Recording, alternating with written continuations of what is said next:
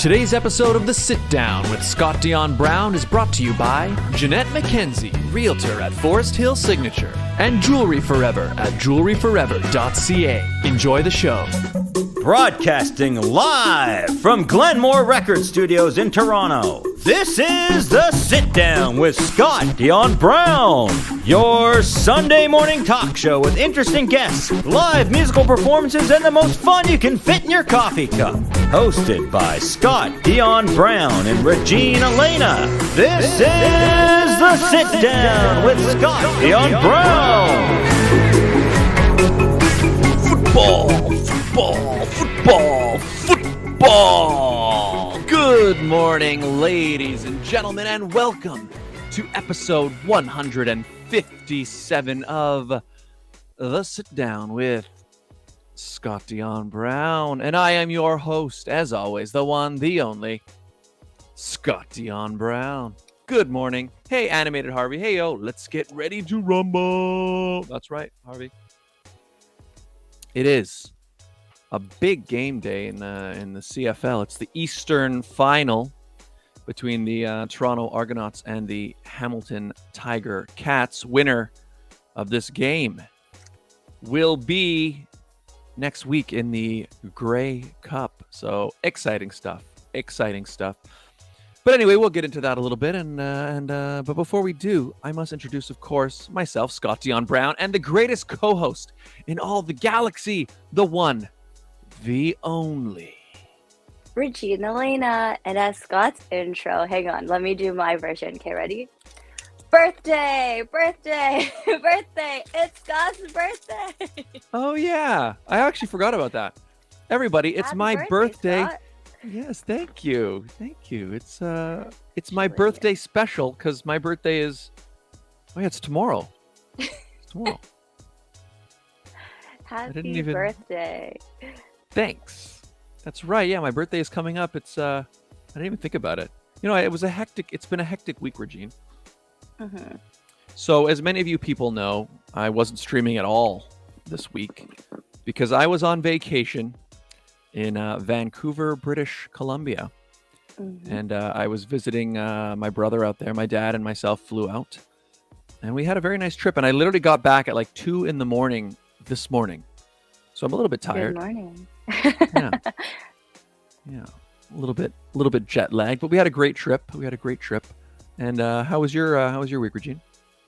It was good. Last week, I also was not streaming. No, I'm kidding. I streamed last week. But I was at the PIDC Mabuhay Philippine Festival songwriting competition, and can I say the amount of times I heard, "Where's Scott? Why isn't Scott in the competition? Oh, are you and Scott emceeing?" I'm like, guys, do you see Scott here? No, so stop asking me where he is. Yeah, I mean, they I don't know. I guess now we've hosted so many things together. They're used to seeing us as a pair, Regine. I know, So. and I'm just like, is he here? Do you see him behind me? No. He's not here. You hired me, not Regina Scott. Me. Come on, people, get it together. But hey, Plop Gaming. Hello, it's been a while since I've been on stream. Happy early birthday. Thank you, Plop Gaming. Animated Harvey says, we missed you, Scott. Thanks, Harvey. And Plop says, I'll be more active soon. Christmas break is almost here. Sounds good. Well, welcome here this morning to the Sit Down. And my first stream in a whole week. It does feel a little bit weird. Like I almost forgot how to do all this stuff. Would you say it's a whole week, or would you say, when was the last time you actually sat down in front of your computer and filmed something? Well, we filmed a little bit while we were in Vancouver, but we didn't stream anything. We're making some stuff. Ooh. But, yeah. Nothing major, but there's a few videos coming to the channel soon. But it's exciting. But in terms of streaming, the last stream was Sunday. I guess Friday night. No, Thursday night. I didn't stream Friday. So bear with us, guys, if Scott's a little rocky. He has to get back into the groove of things. Also, I'm sleepy, which doesn't help. And jet lagged. Yeah. So technically, if you got in Toronto at 2 a.m., you lost 3 hours. Yeah, You because traveled in time.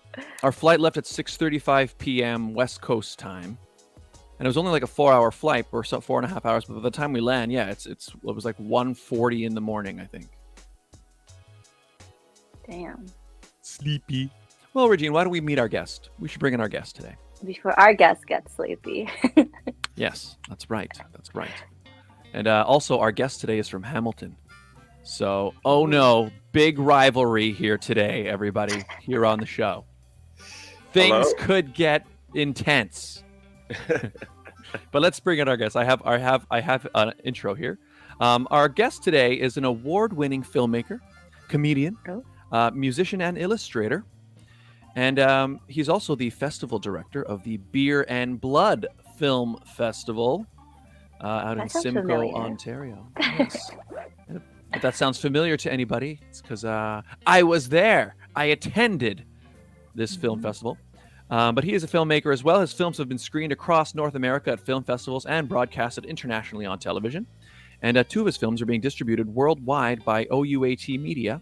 And another picked up an REMI award for Best Short Film from the World Fest Houston, which is North America's oldest film festival. Ladies and gentlemen, please give a warm sit-down welcome to Craig F. Watkins. Hello. Hello. How's it going? Good Pretty morning. good. Yeah, welcome. Welcome to the show. Thanks for having me on. I appreciate it. That is like the world's oldest film festival. That is the world's oldest bio. I think I wrote that like 10 years ago, but yeah, I got to update that. Well, yeah, I found it on your your Facebook, but I wasn't sure. Yeah. Okay. Yeah. That makes So many- more sense. No. Yeah. So many bios out there. I got to get out there and find them all and update them. Yeah. Well, you are. I mean, I think everything, even if it was a while ago, it's still true. You are an award-winning filmmaker and all of that business. Yeah. Sure. Yeah.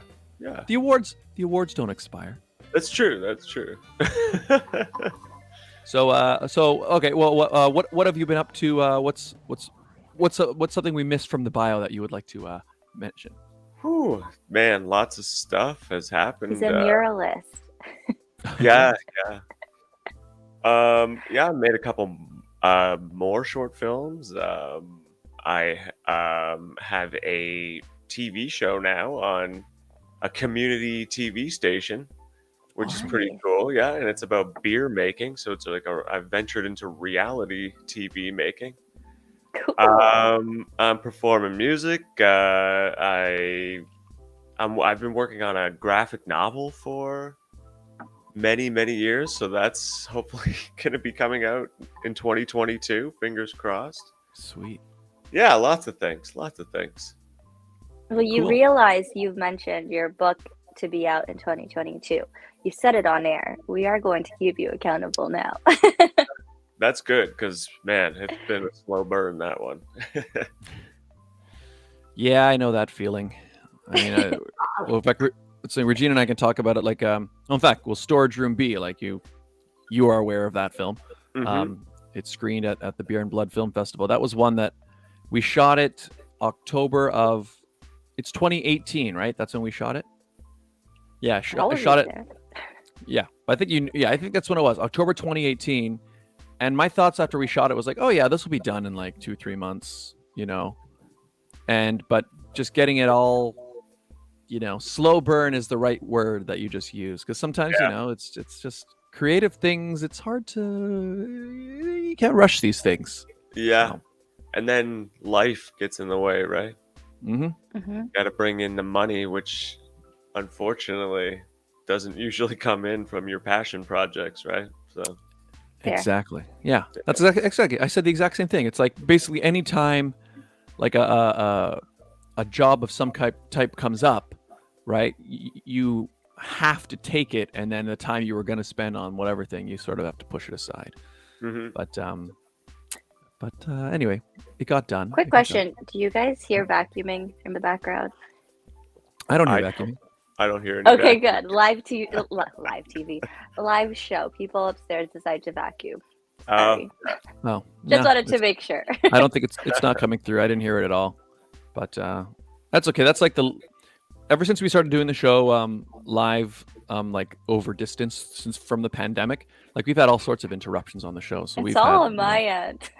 well, no, yeah, no. See, sometimes the guests will get like cats walking in, or like children will walk in. So vacuuming is fine. Although I honestly don't hear it, Regine. I don't hear anything. AirPods, get yourself a pair. There you go. Noise. Not Yeah. sponsored. Noise canceling, exactly. Well, Craig, why don't we first off, let's talk about the Beer and Blood Festival. You and I Sure. met at that festival. Yeah. Yeah, tell us a bit about it. Well, I am from Hamilton, but me and my wife just 2 years ago picked everything up and we moved out to the country. Yeah, it was a decision that we kind of wanted to make. We wanted to, just have a simpler life, less hustle and bustle of the city. So we did that. We made it happen, and so we got out here, and I got established, and now I want to bring some independent film out into this rural landscape that I live in. So I Nice. decided one of the best things to do is start a film festival. I'm good friends with Nathan Fleet, who runs Hamilton Film Festival. And I've been going to that festival for 10 plus years. So I kind of had a behind the scenes look at Nathan running that festival. So I decided I wanted to do this, and I was like, you know what? I think I can. And I put it on, and the one that you attended was year one. So Oh wow. yeah. And it was a So lovely event. Yeah, thanks. I'm glad it went as well as it did. Because like I said, I just moved out there. I didn't know anybody. So all those people came from like me doing Facebook ads, which is, it's Cool. always great when those work. Yes. Yeah. And then, so next year, I'm going to open up submissions again, probably in January. And next year, we're going to amp things up. We're going to get a bigger venue. We're going to get more breweries involved. And we're going to have a film festival like normal. And then we're thinking about opening up a home brewing competition as well in that. Ooh. It's going to be all things movies and all things beer. Because one of the things that we did when we came out here, my wife is the brewer. She took the brewing management course at Niagara College. And so she makes all the beer. So we started a very tiny microbrewery out here called Backyard Brewing. So beer and movies, that's my bag. So that's what I want to, I want to do a bigger event and try to bring a little bit of, independent horror cinema out to this country, into the country where I live. So that's where that all started. That's amazing. But how did you find planning and prepping for the first festival during a pandemic? It was, it was interesting. Like, I kind of conceived the idea when COVID was in a lull. So I thought things would, like, start opening and returning back to normal. So I was like, okay, I'm going to do this. Open it up for submissions. And people started submitting, and I was like, okay, this is happening. And then COVID got really bad, and I was like, oh my God, like, is this happening? Like, am I going to have to, like, refund everyone or have some online event, which I really didn't want to do. I really wanted that. I like in-person kind of festivals. Yeah. Yeah, I agree. Yeah. Yeah. So but luckily things did open up, and I was like, well, it's happening now. So at the end, it was a bit of a scramble for me, but thankfully people came, and actually the films were really well received. So I'm pretty happy with how it came out. That's awesome. Yeah, it was great. I mean, first of all, like me as a filmmaker, it's great to be able to sit in a room, with people, and actually feel their reactions, which is why I think in-person events, for me, I get so much out of it. Like, I know, well, you're a filmmaker yourself. Like, I know my first film, when I put it in a festival, I think the initial running time was like 22 minutes. And then I screened it for just initially, the first screening was just my friends and family, just a room of us. And from that screening alone, I cut like 4 minutes out of the movie just because I was able to gauge their reactions. Yeah. So, being able to take in the film in like an actual setting like that is like, I don't know, for me anyway, and I imagine for most filmmakers, it's like invaluable because you actually get sort of a real reaction. Because like when if you send it to a friend or something, I mean, unless your friend is like maybe a fellow filmmaker or like very honest, right? It's hard to get somebody's real critique of like what they think of the movie. But when you're watching somebody watch a movie, like those reactions are almost involuntary. Like if they in that moment kind of are out of it and maybe they check their phone in that moment, or that moment where suddenly they stop blinking, you know what I mean? Like you've got them when you can be in that live setting. So Totally. But it was a really nice event, and I'm glad it worked out that I was able to attend because the online festival thing. I mean, I understand that festivals switched over to it out of necessity. They had to, yeah.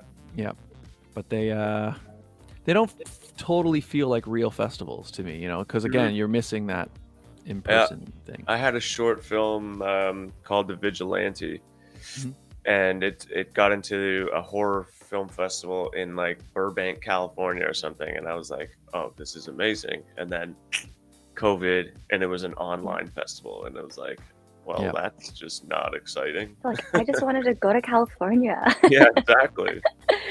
Exactly. So but it would be interesting if your festival did go virtual. Like, how would you have done the beer component? Exactly. Exactly. Yeah. Like it basically wouldn't. Yeah. Like you'd have to do some sort of like shipping. A ship Now out it just of a gets six-pack or to something. I'm sure there's legality issues with that. Like I don't even know. Yeah, it would have sucked. So the stars aligned. So yeah. And then it got my wife's wheels turning. So she's got the ideas coming for next year. So we're excited. That's awesome. Awesome. Yeah. Also, I should mention the beer was delicious. Oh, awesome! I'm glad. Backyard brewing, right? Yeah. Yes, backyard brewing. Yeah. So, do you actually brew it in your backyard? We definitely. So I shot my brewing TV show in my backyard. Oh. Yeah. Cool. So it's all outdoors and yeah. But no, we actually brew the beer in the venue, the Blue Elephant restaurant that we hosted the festival in this year. That you came to. Nice. Yep. Yeah. But it's technically your backyard, it's your area. Yeah, exactly. Yeah. What is that? The expression was, it's in my own backyard. Yeah, kind of. I guess so. Yeah, exactly. Yeah. Basement brewing. I don't know. It just seems sketchy. Backyard brewing has a nicer tone to it. Yeah. Yeah, out in the sun. Got a better connotation to it. Yeah. That Blue Elephant building, I'd never been there before, but it feels very historic. It's been there a long time, I imagine. Yeah, it's definitely been there for a long time. It's a huge history. Heather, the owner, has owned the building and ran the restaurant for like 30 plus years. So, and it's definitely built in the 1800s sometime. Mm-hmm. And yeah, it's supposedly haunted if you subscribe to that sort of stuff. I guess it's a good place to have a horror film festival. Exactly. That's what I thought, yeah.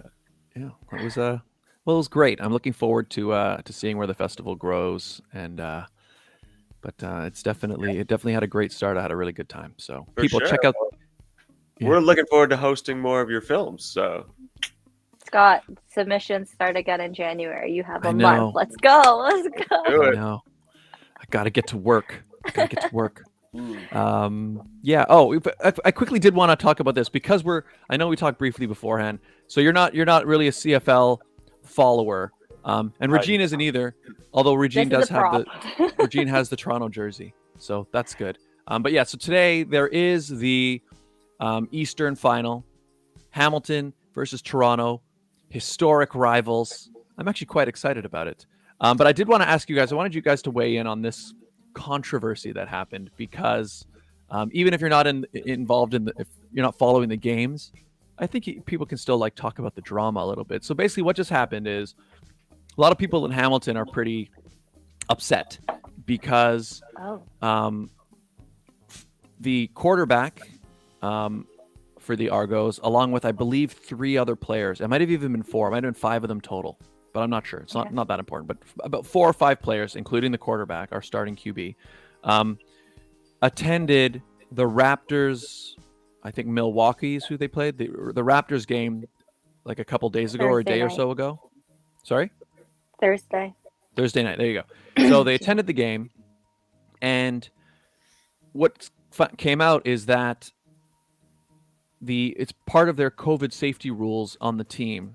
And I don't know if it's like all teams or just specifically the Argos, but they're not allowed to attend any large-scale sporting events. And the reason for that is just, I guess, safety reasons, whatever.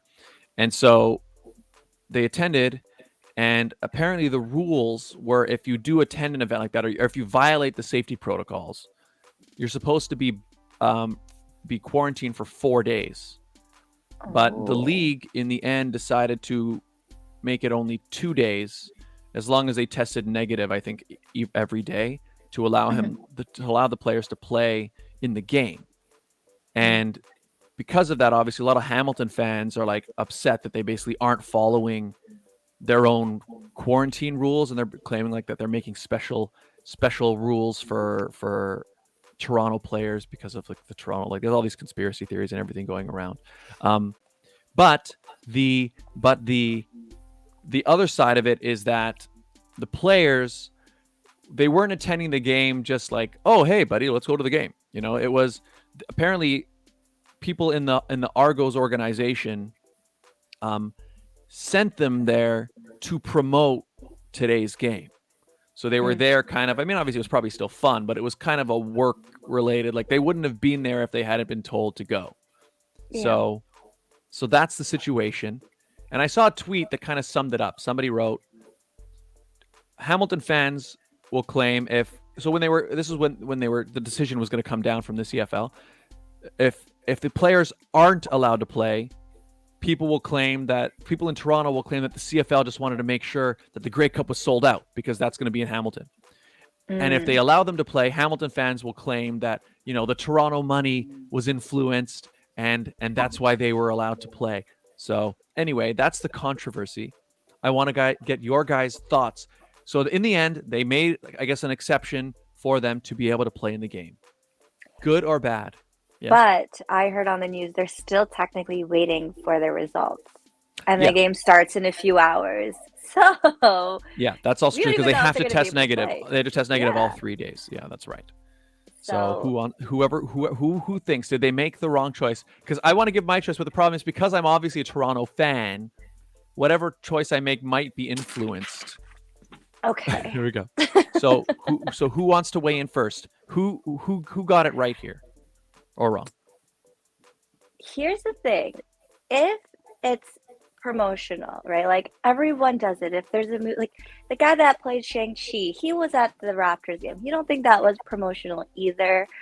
I mean, if it's, I don't know. If it's, I got this as promotion for the Miss Universe Canada pageant. Wait, at the Argos game. You mean you're not just a fan who wanted a jersey? No, I went with the rest of the Miss Universe Canada delegates. We got to go to they go every year. Well, the pageant hasn't happened in person in a while, but they go every year and they promote the pageant. They even say, welcome, delegates, da, da, da, da, da. So what difference does it make? The Argos let people go there to promote their events. They just went to the Toronto Raptors game to promote. It's their job, like you said. It's not like they're out there with their boys, with their masks off, drinking a beer. Maybe, but they shouldn't be. Drinking a beer, having a good time, hugging people, taking selfies, doing autographs. They're just there to promote today's game. I guarantee you, if Hamilton, because they're just down the road from us, they could have done the same thing, but they didn't. So maybe they're just jealous. Oh, wow. All right, Craig, what are your thoughts? Literally down the street. True. Oh boy. I get very I don't know. Like, I mean, it's weird that they set the rules and then they break their own rules. Like, Yeah. I don't know. Like, I personally, I like really, really don't care. You know what Tell I us mean? how And you it's really like, feel. this is what people are getting upset about. It's like, like there are bigger issues, people. Mhm. That's definitely true. Although, you know what? I will say, I think that almost equips you. Same with Regine. It gives you guys a position where you can kind of be somewhat objective on it, right? Because, again, if you're not that involved in, like, you know, who wins, who loses, because I can imagine now, because of this decision. So in the end, they allowed the players to play, assuming that negative test comes through. If Toronto wins, right, you're going to have a segment of the Hamilton fan base who will claim that they were screwed out of a win, or like that the game was tilted, Favoritism. yeah, I see. out of their favor, right? So it's, for me, it's a tough one because you're right. These are the rules, and they broke the rules. I guess the reason I kind of have some sympathy for the players, and I'm trying to think in my mind that I would feel this way even if it was Hamilton players that did this. I think. In my heart of hearts, I want to think so. That's what I would be saying. But in my mind, I'm thinking the players were sent there by the organization. So I almost feel like I feel like there's something wrong about punishing the players for that. It's like, you know, they're probably like, we wouldn't have even gone if you guys hadn't told us to go. You know? Exactly. That's true. And it's like, man, you said the guy who plays Shang-Chi was at the Raptors game. Like, that guy is probably going to be exposed to more people than those Toronto Argonaut players, you know, like shooting Marvel movies. Like, Yep. He has been. Like, I've been following just because I'm like, oh, he's in Toronto. Let's see what this guy's up to. Literally everything on my Instagram or TikTok, whatever it might be, is literally the guy. I don't even know his name, unfortunately. it's The like guy who plays Simu Liu. Yeah. So he's been all over Toronto. He was at Yorkdale. I'm sure he's been all over the GTA. People are literally waiting for him outside, guarantee you, no masks, and are asking for his autograph. Like, there's one like, oh, can you sign this for my son? So, like, he's definitely being more exposed than the Argonauts players. And I literally have CP24 open just to see what the results are. So yeah, it's like, it's weird because it's like, I get that sports are essentially structure and rules, you know? yeah. And you set the rules and you break them, but at the same time, it's like, I don't know. I'm just not a huge fan of structure and rules. No, my question though is, if the Argonauts are the ones that sent their players, why didn't they go straight to the what is it called? CFL? To the CFL and ask them for that permission and clarification first before sending them? Why do they have to do it afterwards? Yeah. That's true. Yeah. Yeah. My guess is the reason this whole thing happened is because somebody, like, literally messed up. Like, I think whoever made the decision to, like, oh, we should send the players to promote the game, because that's something that they do. Like, I remember even, and it's not even just for the CFL. Like, you all the time you'll see, like, if there's a big Raptors game coming up, there'll suddenly be a Raptors players at the Leaf game. You know what I mean? Like, they're trying to drum up promotion for each game. And my guess is whoever was in the decision-making process, somebody in the office or whoever makes these decisions, was like, Someone oh, okay, didn't hit send. yeah, they were like, let's get some of these Argos players to promote the game. It's a big game, and somewhere they weren't aware of the specific COVID protocols that these players were supposed to follow. So that's what happened. You know those memes where it's like, you had one job? Yeah. I'd hate to be that person who had that one job to send the request and didn't go through. Yeah, it does seem very avoidable, you know? Yeah, super avoidable. Yeah. So you know what I'll say then? Okay, wait, again. So let me get each of you. So, Regine, did the league make the right decision allowing them to play? Allowing them to play, or yeah. Okay. I Regine think votes so. yes. I think, like, I don't know. Don't ask me these questions. Too late, and you already answered. It's And, so Craig. controversial. Oh yeah. You know? Yeah, Craig. I think they should play. Yeah, Okay, I well, mean, fine. yeah, I'm gonna say sure they should be allowed to play and not it's like their fault. if I was Hamilton, like if I was a Tie Cat, I would want them to play because it's like I would want the best of the Exactly. opponent, Yep. right? Yeah, Yep. to prove You to don't wanna- yourself that you can actually beat that, right? You don't want to like go out there and oh, I could beat up Dwayne the Rock Johnson if you twisted his ankle before we started fighting, like Yes. You know what? I completely agree because that's right. I think you're right. You don't want to win, right? I almost feel like it's like, as a Canadian, because I feel like it's a Canadian cultural thing, we don't like to win on like technicalities or No. like, this guy, he you know what I mean? Like you want to win, like exactly what you said. Their best versus our best. They go out in a good sporting game, and the team that plays the best wins the game. Mhm. Right? Because And you're right, exactly. like we have rapid COVID tests. Like I don't even Mhm. understand why they're waiting for results. Like Mm. I have a set of rapid COVID tests in my house. Like they're very You're down easy the street to come from by. them. Go for it. Yeah, yeah. Not anymore. I'm an hour away now. Yeah. But I used to live right by Iverwin Stadium, which is now Tim Hortons Field in Yep. Hamilton. I used to live right down the street there. Cool. Can we I've just been to make wa- it fair? Sorry. Uh-huh. Can we just make it fair and have literally all of the team members be tested? I mean, Hamilton has their own cases. Toronto has their own number of cases. We're over 1,000 cases at this point. Yeah. Shouldn't technically all the staff and players have a rapid test to make sure, regardless if they, who knows where the other players have been? Who knows where Hamilton has been? We don't watch them. Maybe they went to a bar. Maybe they went to your festival. We don't even know it. Totally. Who knows? It's like, yeah, like they're a multi-million-dollar organization. Like, get some rapid tests, bro. For the safety True. of everyone. Yeah. And I think that's actually another good point as well, is that I would have more of a problem with it if, we thought that like safety had somehow been, like by allowing them to play, now we're not going to know if they're positive or not. But exactly, because they have tests, it's possible. And also, again, kind of this flip side of what you were just saying in terms of we want to be the best versus best. Like, imagine if they said, no, you can't play. So suddenly their starting quarterback, 3-4 other players, presumably who are also going to be in the starting lineup, aren't in, right? Then suddenly, if Hamilton ends up winning that game, you're always going to have people, same way on the other side, who will have like this asterisk next to this game being like, yeah, they won, but it's because they basically played like our backup squad or whatever, right? And like, who wants to win that way? Like, no, go out there, play the best.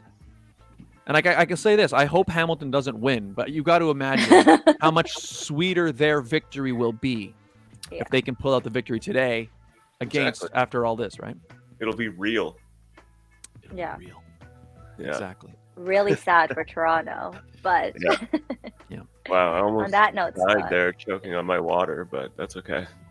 it's okay. Nobody saw it. Scott took you off camera. Oh yeah, I was on my screen, yeah. That's good.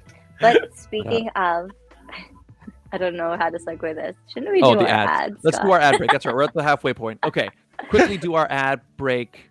Perfect segue, Regine. Perfect segue. Let's save our guests from choking on water. Yeah, exactly. Today's episode. Oh, yeah. Hey, that would be very dramatic. Very dramatic. All right. Today's episode of the Sit Down with Scott Dion Brown is brought to you by the following fantastic advertisers, ladies and gentlemen. They make this show possible. Everyone, the Toronto real estate market is growing and changing every day. In these challenging times, you need someone in your corner. Jeanette McKenzie, Realtor at Forest Hill Signature, is committed to looking out for you. She'll go the extra mile to ensure you have all the information you need to make a decision you can feel confident about. Purchasing a home is one of the biggest financial investments you'll make in life. Don't leave it to chance. Call Jeanette McKenzie at Forest Hill Signature. She's my realtor, and she could be yours. Call today at 416-523-0408 or email JMckenziehomes at gmail.com. Jewelry forever. Conveniently located at CF Markville Shopping Center on 5000 Highway 7 East, Markham. They do custom-made jewelry, repairs, and change watch batteries, all done on site. Jerry at Jewelry Forever is an absolute artist. He specializes in making beautiful custom pieces, but they also have a delightful selection of already made items, and we have a great deal worked out with them, don't we, Regine? We do. If you go into the store and let them know that Scott and Regine sent you, you'll get 15% off your entire purchase. That's right, 15% off, 15%. Go on in, mention the show, tell them Scott and Regine sent you, and get something beautiful. Find out more at jewelryforever.ca. Deliciousness treats. Hot chocolate bombs, dipped Oreos, and smashed cakes, a perfect Christmas gift.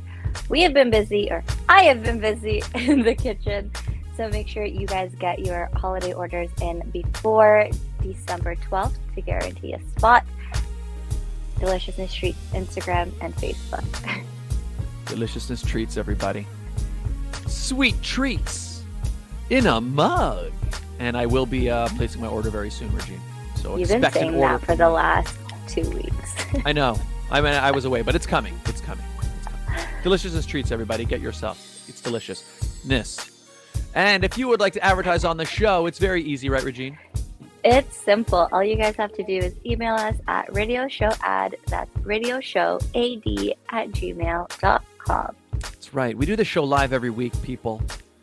And what does that mean? We also do the ads live week to week, which means you can personalize them week to week. Do you have an event, a sale, something happening at a particular time in a particular place? You let us know. We let your potential client base know in real time.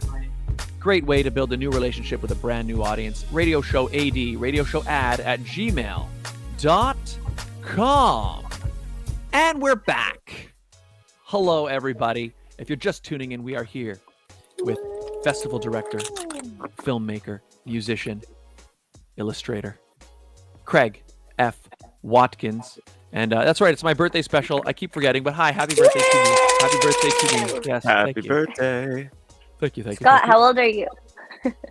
Very young. So young. Guys, guess young- how old Scott is. I'm just a young man. A young man. Put your guesses in the description. Yes. Person who's the closest wins a sub. Wins a sub. Sure. A sub. I'll sub Yeah. to you. Yeah. 6 foot sub. 6 No, foot sub. a sub on YouTube. Yeah. A subscription. Yeah. I see. I was starting to get hungry there. Mm. Hey, I want we a have sub now. you know what? See, I that's don't the magic of remember the last advertising. time I See, got one. that's how it works.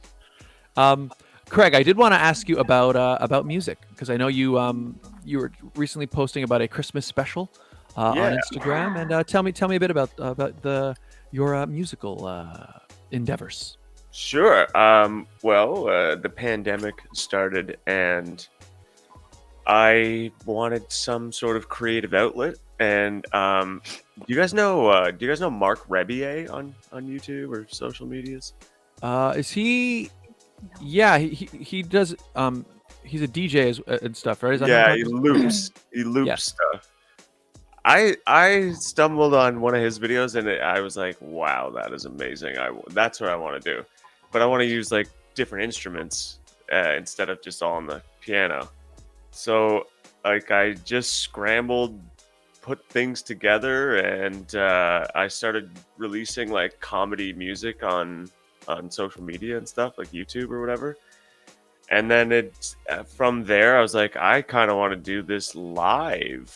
And yeah, I got my game together and I started performing at some open mics. And then this Eastlink Community TV that I do my homebrewing show, they also have another show that's like it's called Tailgate Talent Show.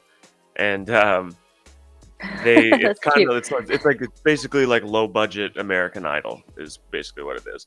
So yeah, I managed to get into the finals of that and got to do the show in Waterford, and there was like 100 people there. There was a lot of fun doing that show.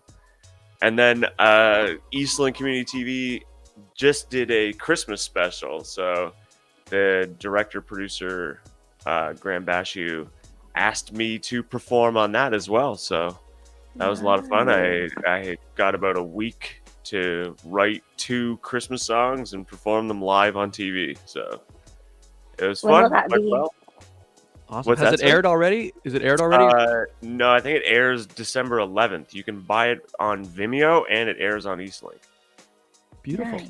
I literally just got sent a cut last night, so I just watched it last night, and it's pretty funny. And Yeah, awesome. I liked it. So, what yeah. is comedy music? Yeah, just music that's not serious, just kind of makes you laugh. Yeah. Nice. I don't know. Yeah. Cool. Yeah. So that'll air. So you said Eastlink. So it's community TV. So do you have to live in a certain region to be able to watch it, or how does that work? Yeah, you do actually. Yeah. I think you have to have like Eastlink as your cable provider or your internet provider, and then you get access. It's like similar to like Bell Fibe, if you're Got familiar. it. Yeah. So Bell, if you have Bell, I think you then have access to Bell Fibe, which is like their independent shows that they give out funding for independent producers.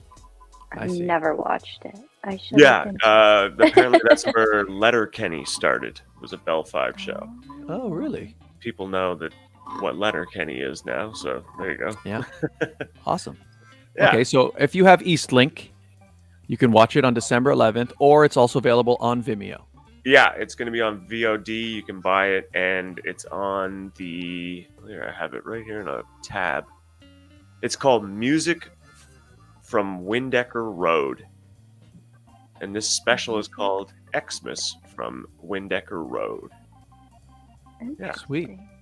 All right, check it out, people. You'll be able to see 2 original Christmas songs from And there's- Craig F. Watkins. Yeah, and there's 2 other musicians that perform some Christmas music as well, Felicia McMinn and Jay Pullman, and they're awesome musicians, and they can sing really well and better than I can. So you can watch them do the serious stuff, and then I come out and make it weird and funny. Sweet. So did you just? Oh yeah, go ahead, Regine. No, go ahead. Well, if you have a question, you can ask it. Okay. Well, I was going to say, did you find it in terms of creating music? Did you find it? How did you find the difference creating a Christmas song as opposed to, say, just a song about whatever else you might write about? Was there a different approach? The approach was the same. It actually came pretty easily. I find it easy if someone is like, write a song about this. And then I'm like, okay, now I have a concept. I find the concepts are the hardest part. Yeah. Because that's just like the idea, just finding that is challenging. Yeah, Movie, that's right? a good point. Like the initial concept is really the hardest part. Well, maybe not with a movie. I'd say like shooting the movie is the hardest part and the most exhausting part. Yeah. But the getting those ideas together, yeah. No, I see that because the problem is it's like, how do you make that first decision? Because you could, make a film or write a song. You could literally make it about anything on anything and everything. So something from nothing, right? Yeah. Yeah, makes sense. So it kind of gave you that initial like, well, it's got to be Christmas. So kind of that whole part is out. Yeah. I can run with that. Yeah. So. And then the music, I don't know, like I do funk music, so like I don't know, it's weird. I think like nobody listens to the music I listen to like 70s funk. Like I love the Commodores and like Rick James. Like give me Rick James any day. Like I will listen to that music. And yeah, so like that's kind of what I do as well. Is like I slap bass and like I got like the wah pedal on the guitar and I keep it pretty funky, so it's pretty silly and pretty fun. Yeah, try Nice. to make people dance. Does it so many Christmas songs? It's like right off the bat you can tell it's a Christmas song because there's sleigh bells. Did you introduce some sleigh bells? That is the one part of the Christmas music that I completely ignored. I was like, I'm just doing a funk song with Christmas lyrics. Yeah, that's what you're getting. Yeah, I don't have a problem with that. I mean, it's almost like too easy, you know? Like you could literally take like Iron Man by Black Sabbath, and if you start adding to sleigh bells, it's suddenly a Christmas song, you know? There is a parody song of that, and it starts with "I am Santa Claus." Oh, and then it there you goes, go. Yeah, and it starts with the jingle bells. Yeah. That's So awesome. there you go. You took the more difficult road, and I think maybe the more creative road. Yeah, I'd say. I mean, anybody can slap some jingle bells, you know, on their mix or whatever. Yeah, it's a Christmas song. Yeah, but yeah, the music is like, if I spend like 10 minutes with the instruments, I can come up with 1 to 2 music song ideas. So that Wow. part is like pretty easy. The lyric writing and the creative spark, that is the hard part. That's the thing that slows everything down. Otherwise, I'd be a beat factory, you know, Yeah. songwriting machine. But it's the spark. That's the hard part. Nice. Well, watch it, people. December 11th on East Link, or find it on Vimeo. You will see 2 original Christmas songs. Actually, speaking of music, have any of you guys watched the Beatles Get Back documentary on Disney I haven't. No. We might watch it later. Disney. The only thing I've been watching lately on Disney Plus is that new Hawkeye series. Oh, yeah. Don't tell me anything. I'm waiting till it's over and then I'm gonna blitz watch it. Just binge it. That's fair. Yeah. I will say it's I'm enjoying it so far. I'm not going to say anything else, but Sweet. it's pretty good. Yeah. I'm Barbaric not. releasing a TV show. Releasing a I TV don't show. mind it. If Disney, if you're listening, releasing a TV show week to week is barbaric. We need to go back. This is why we created the internet. What is it? 1995? I know. I'm waiting a week. Yeah, What just is this? this, and then your show lengths are like half hour too. It's like you're Mhm. going back to the 90s, man. Well, it's Yeah. not just Disney Plus. I find with like Crave as well, new shows on Crave, they are being released week to week. Yeah. I think even on Amazon, on Prime, it's like, why? I I'm know. not paying for a week to week episode. Yep. The good I one think- was that one with Martin Short and Steve Martin. I haven't watched that. Is it good? Yeah, Only Murders in the Building. That was good, but it was torture the week to week. But Mhm. that was a good show. I don't know. Weird tangent. Continue. Yeah. No, actually, I'm glad you mentioned that because I have been thinking about it because I like well, both of those guys, obviously. Yeah. But I just wasn't sure if I hadn't really heard anything in terms of the show. But maybe I'll check it out now that I've heard somebody say it's good. That's good. Yeah, it's definitely a lot of fun. It was a good one. Cool. Well, in terms of the Beatles Get Back, if you are a Beatles fan, Yeah. here's my thoughts on it. I Okay. loved it. I actually think it was one of that's one thing we watched when I was in Vancouver. Me and my dad and my brother, like we binged the whole thing, like, and then we watched it again. Because it's just so like, if you're a Beatles fan, it will be one of the greatest things you've ever watched because it's literally like the Beatles, almost candid because they're basically just in the studio working on stuff. So you hear them chatting, they're making jokes, they're arguing. Like you're really getting a taste of like what it was like for these guys in the studio, and they were rolling cameras the whole time. If you're not a Beatles fan, I feel like you're going to be super bored because it's basically 4 guys jamming and chatting for like 9 hours, you know.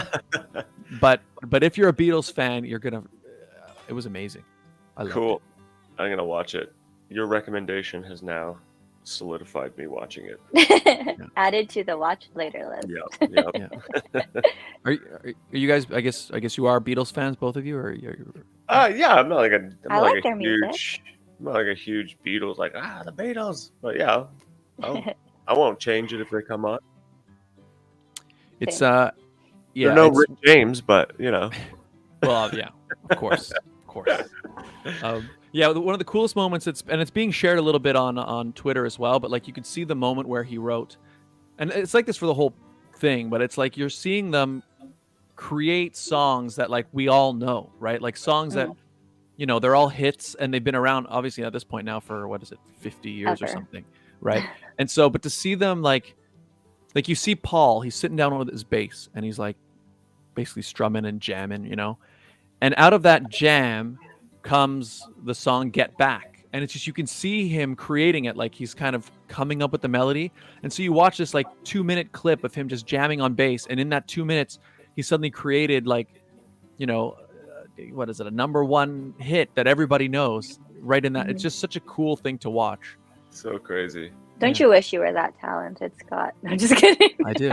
I mean, yes, I think every musician does, but it's just, that's the thing, especially as a musician, I think you can appreciate it more, is that because you're just watching it. It's just cool. It's such an interesting time too. Like music was shaped and changed by them, right? Because like there was just nothing around in terms of music. And it's like it's literally everywhere now. Like you will never have another Beatles in the world because Instagram exists, and like I said, like Mark Rebier is like nobody knows who he is, but like he's got his 1 million followers, right? Yeah. And Yeah, that's the sells thing, out everything's- shows, and it's like everyone has like their little like micro community. There is no like macro artist anymore, which is cool. I like that. I like that space to live in. It's interesting. I think it was. Oh, sorry. No, I'm done. You're good. I think it was during what's her name, Adele's interview with Oprah, where they were talking. I didn't watch it, but I saw a clip of it where Adele was saying she's making music for those in her era, or like her age group, because if you look at the musicians now, everyone's making music for TikTok. So her thing was, everyone's making music for TikTok. Who's making music for those who are not on TikTok? I'm like, that's true. Everyone is making music for TikTok. And it's annoying. Minute-long songs. Yeah. So annoying. And yeah, I think what you're pointing out, Craig, is it's true. And it's not just true for music. It's basically true for everything, right? Like everything is so much more segmented that there's very few like TV shows, for example, that everybody was watching it, Yeah. Like the Ed Sullivan Show or something like that, where like the family would sit down and then you go to work the next day and everyone at the office watched it because it was the only thing on. Yeah. That's And the now thing.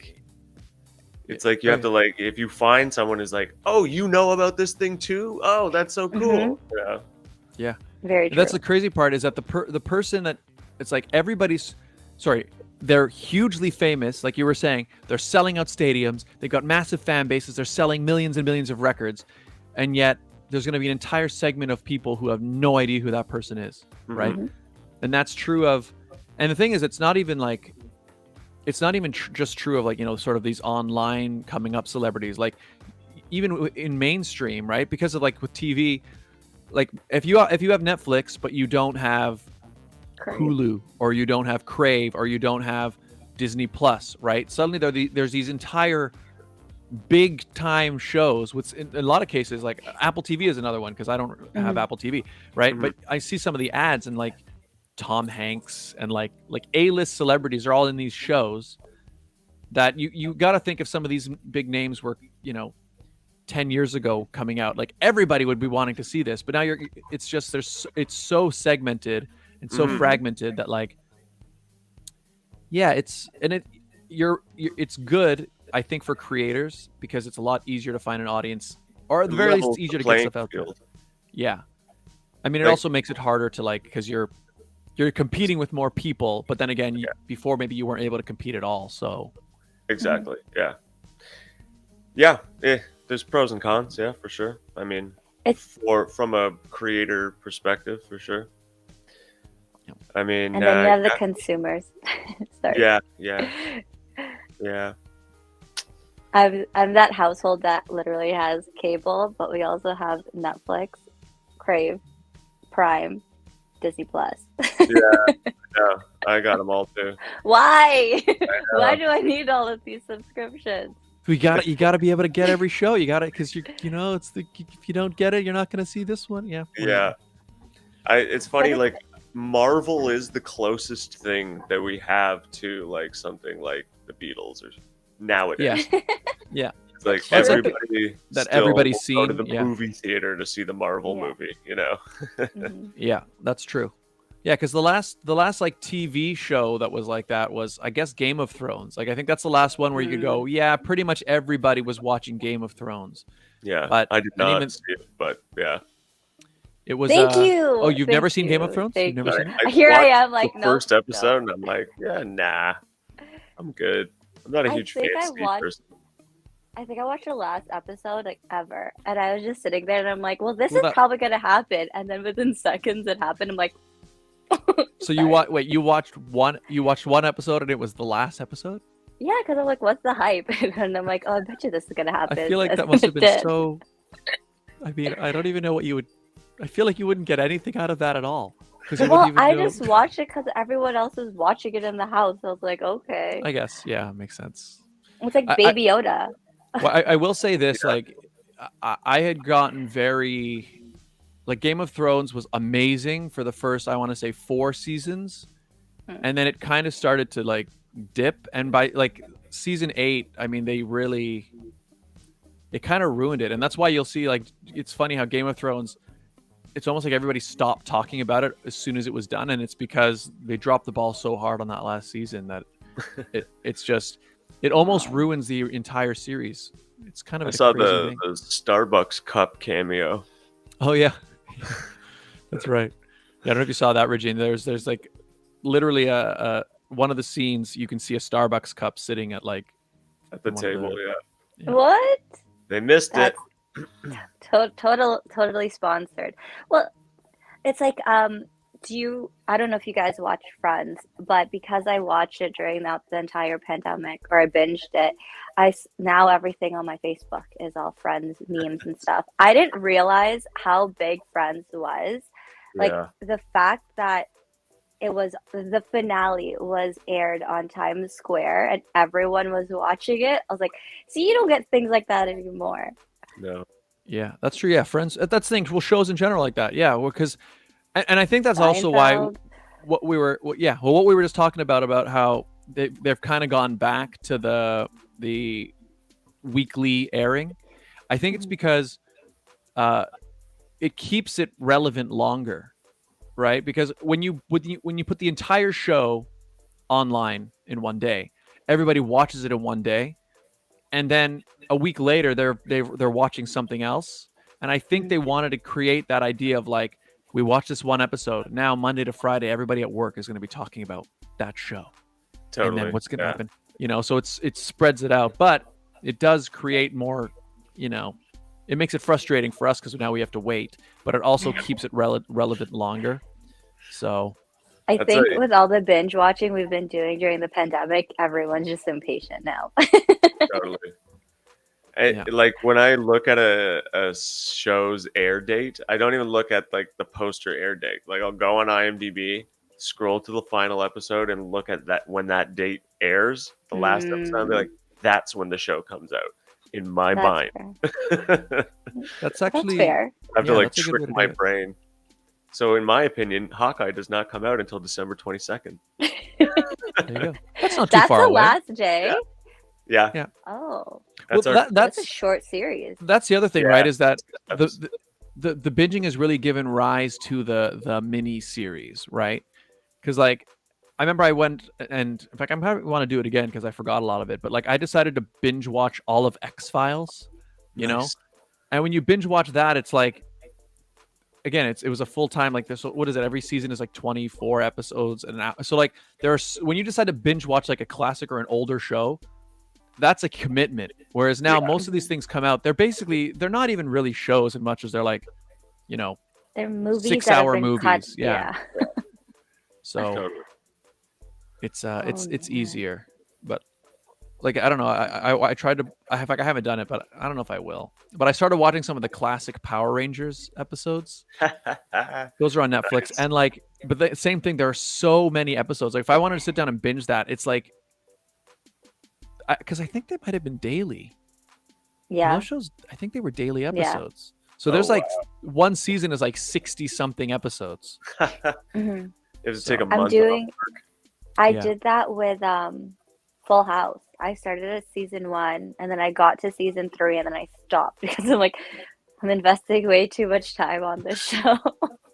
Yeah. They were built Full for House, longevity. But you feel so empty. Yeah. Why did I do this? I mean, I don't mind. Like, what was it? What show was that where you're like, was it Love is Blind? Where you're like, one day you're like, oh, have you watched it? And you're like, Oh, no. And I started it, and the next day I'm like, oh, by the way, I'm done. Or like, I was almost done. Yeah. Well, that's I the thing, 'cause love binge watching.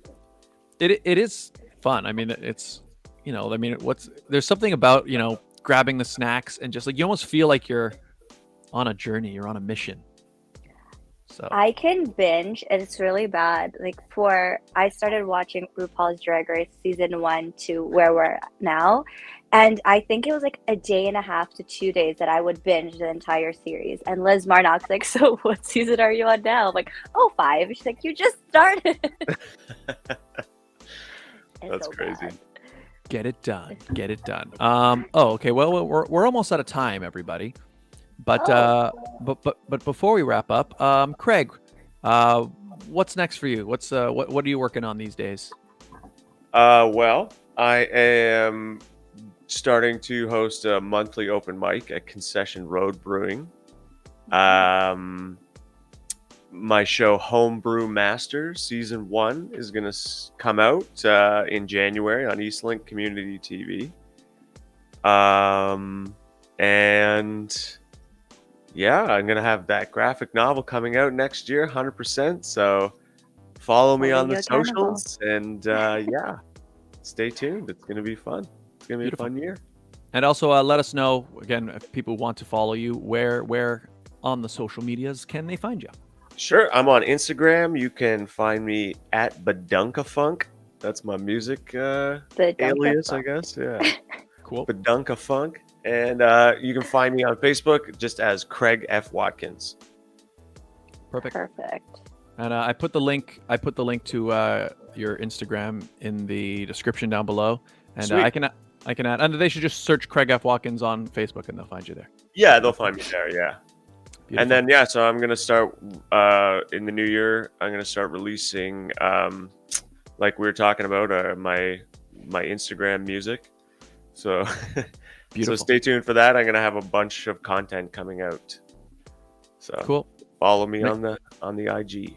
Follow them, everybody. Link is in the description. Regine, where can people find you? You guys can officially find me on TikTok. I finally posted content on my TikTok at Whoa. It's Alaina, which is also my handle for Facebook, Instagram, and Twitter.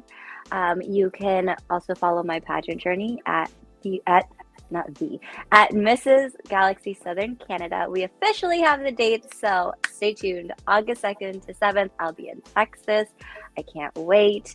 Like I mentioned earlier, Deliciousness Treats, we are only accepting orders for the holidays until December 12th, so make sure, Scott, you get your order in soon. And you can find me on the Pageant Sit Down. For the rest of the year, I will be going on weekly on my YouTube channel, and then in 2022, not so often. But happy birthday, Scott! Thanks. Happy Can you birthday, even Scott. see? Does it even say happy birthday? There you go. Yeah, it says happy birthday on there. Thank you. Happy birthday. Yeah, I'm going to be spending my birthday in Quebec City. We're going to hit the road basically right after the show. I'm driving to Quebec City. We're going to be there for a few days. So that'll be You're awesome. missing the most important game. Yeah, I'm going to have to listen to it on the radio. I know I'm actually kind of like, these things happen, but yes. Quebec City, man. That's more I have- fun. Yeah, I haven't been there since I think high school, so I'm actually pretty excited to actually go and like walk the cobblestones. Should be nice. Poutine. Yeah, exactly. And also, people, you can find me here, where you're watching this video, youtube.com/ScottDionBrown. Follow me on Instagram and Twitter, Scott Dion Brown. But the best place is YouTube because you get all the live streams, you get the vlogs, you get the unboxings, you get the comedy sketches, you get the music, you get it all. youtube.com/ScottDionBrown. And you know what? The game's going to be fun. Go Argos or Hamilton. May the best team win, but I'm cheering for the Argos, obviously. Happy birthday. And thank you, Regine. Craig, thank you so much for being here. This was a lot of fun. Thank you, man. Yeah, that was a lot of fun. Appreciate it. And thank you again for selecting my film and for putting together a great selection of films at the Beer and Blood Film Festival. In fact, that's the thing I will say. Obviously, I'm happy because you selected me and put me in the festival. But what I will also say is that the selection of films was great. Like, I was thoroughly entertained the whole night. Awesome. That's it was my first time curating, so that's good. Yeah, I'm glad that you thought that. It was great. Wait, speaking of your film and film festivals, can we just say congrats to your movie on winning an award? Oh yeah, that's right. Why I won. are you not talking about? I forgot. Oh. Yeah, that's right. My film just won the best horror in the Toronto Shorts International. Film Festival. Nice, sweet. Yeah. Congrats, man. Thanks. Yeah, that was cool. We got that. When is that? Yes, 2 days ago. I think I noticed that I saw Instagram. They had shared the rewards list, and I was like, wow. So that was cool. Yay! Sweet. Yeah. Thank you. Yeah, I forgot to thank you, Regine. I completely. Well, I forget everything, so that's how that. He forgot his birthday is tomorrow. Come on. He's a busy man. That's true. True. He's 3 hours behind right now. That's why. Jet lagged, all that stuff. That's right. All right, everybody. Well, thank you all for being here. Craig, once again, thank you so much. Everybody, make sure you follow him. Link in the description. Follow Regine. Subscribe. Hit like on this video. And we will see you all. Next week's episode is going to be a special start time. It's going to start at 4 p.m. Because it's Grey Cup Sunday, and we're going to make it kind of a pre-game show. So we'll go from like 4 to 6-ish, and then the game will start at 6. So next week, sit down, 4 p.m. And we'll see you all next time, everybody. Happy birthday. Bye. Cheers, everybody. Cheers.